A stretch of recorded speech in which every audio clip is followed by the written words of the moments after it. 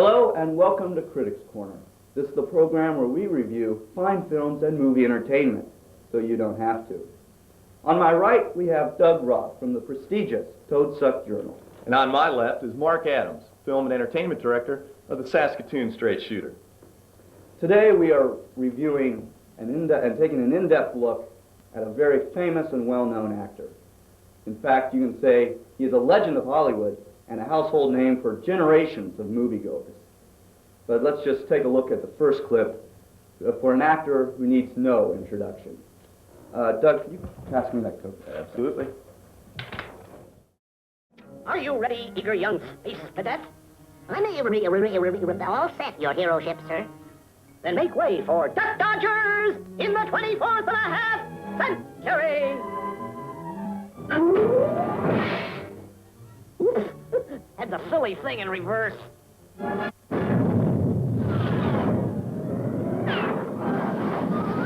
Claim this planet in the name of Mars. Isn't that lovely? Look, Bud, I've got news for you. I have already claimed this bit of dirt for the Earth, and there just ain't room enough on this planet for the two of us. I do believe you are right. Little does he realize that I have on my disintegration-proof vest. You may fire when ready, Grizzly.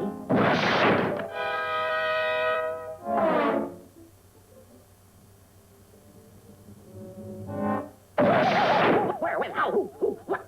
Oh, you, huh? Just when I had him going, you had to butt in. Well, get back in that spaceship.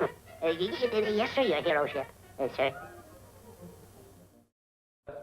Is the direction. The director, Chuck Jones, is able to use the shot sequence to his advantage. He's able to show the close-ups when needed in order to tell the story. And most important, what I thought was very inventive, was the use of Dutch tilt. That's at the very beginning when the ship is about to launch. And you see Daffy there in the cockpit, and the camera's slightly tilted. And that's a forewarning of the out of balance that he's going to have with the relationship with the Martian. Well, I agree with you, Mark, absolutely. The use of the different camera angles to tell the story, it allows the dialogue to open itself up. A lot of times you'll get into a movie that the dialogue is so wordy you just can't keep up with it. Jones has a good screenplay here, and he uses his fine direction and cinematography to enhance that fact. Like you say, they let the pictures tell the story. Very visceral. It's very lifelike. Mm-hmm. And I especially like the use of the tracking camera. That was very effective in the one scene where it ends and you track over to an establishing shot in the exit. I thought that was very effective. And Jones is a predecessor to the great space saga movies, you know, that George Lucas would make. And they use the comedy very well in this. And I got to say that Daffy Duck is is a good action actor who uses his comic talents to build upon that fact. It's a very good movie. Mm-hmm. I agree with you. We have a medieval send-up of a famous comic book hero. Oh, Mark, you want to hand me this? Oh, sure. That's a minute.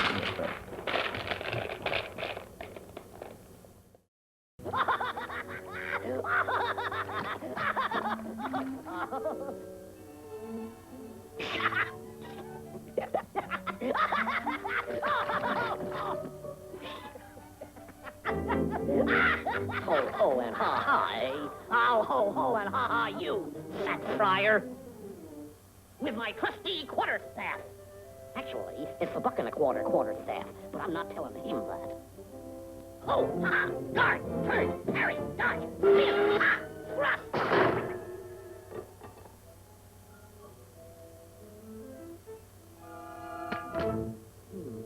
See now, something amiss here.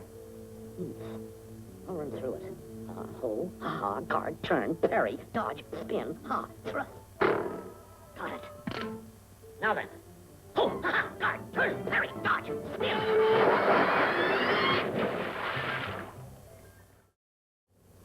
Ooh, Daffy Duck is Robin Hood. Pretty good, huh?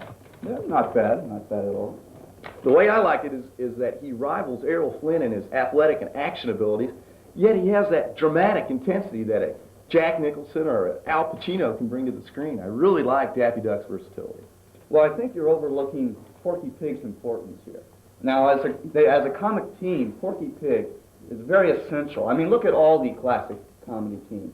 Laurel and Hardy, Abbott and Costello, R2-D2 and C-3PO. There has to be that second man in order for the comedy to work and bounce off each other. Sure, Porky's there as the straight man, but Daffy steals the show.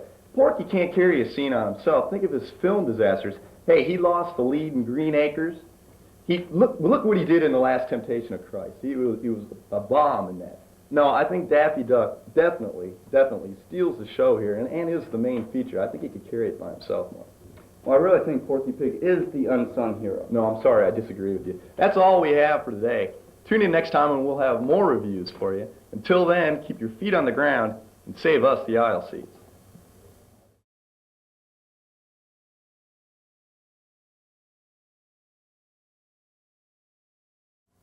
Good evening. Welcome to the Adams Roth Report. I'm Doug Roth, and to my left is Mark Adams.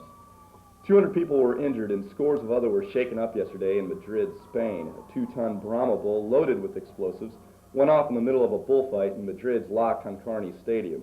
Bull debris covered a 10-block radius. One spectator commented, "My, oh my, I couldn't move, I couldn't run. Everywhere it was bull, just bull." Officials suspect terrorists perpetrated the act. 2 men posing as grade school students robbed a bookmobile yesterday. Driver of the truck, Lonnie Pell, said the 2 approached him. One said reading is fundamental, and the other produced a gun. The gunman demanded a copy of Where the Wild Things Are by Maurice Sendak, and when Pell couldn't produce the book, the 2 made off with a copy of Trump, The Legend and the Man. Police have no leads in the case. Mark. Thank you, Doug. President Bush today expressed his disappointment with Exxon's handling of the Alaskan oil spill, saying there is no excuse for such a slow response to a tragedy of this magnitude. President Bush did not disclose what penalties, if any, he would enforce on the Exxon Oil Company, but many speculate it would be nothing more than a slap on the wrist.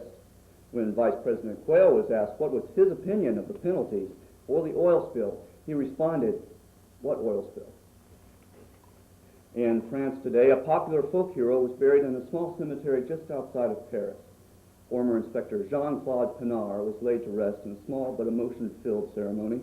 Pinard was made famous internationally when filmmaker Blake Edwards based his popular Pink Panther movie on the French inspector's famous exploit.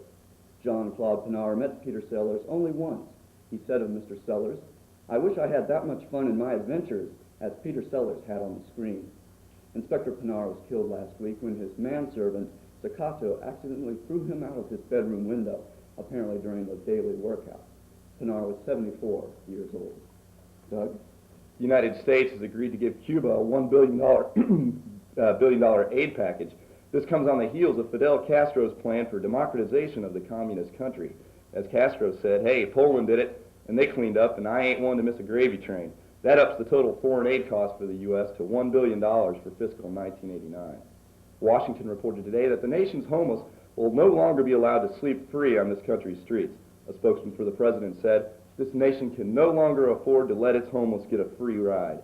I can't read my own writing. We're broke and they should be taxed like everyone else. If they're going to pay rent, maybe it'll give them some self-respect. Well, that's all I have. Mark. Well, it's 75 feet long, 20 feet wide, and lies at the bottom of the Atlantic Ocean? Well, don't worry, no one knows. Scientists found the large mound shape just off the coast of Spain and can't explain its unique shape or makeup. Apparently, it has smooth sides and is made up of rock only found in northern India. Many speculations have surfaced, including it's the lost city of Atlantis, it was left behind by UFOs, and it's the only remains of a prehistoric civilization that ruled the earth long before the age of the dinosaurs. We may never know the truth about the object, but one thing is certain, Jacques Cousteau will make a film about it.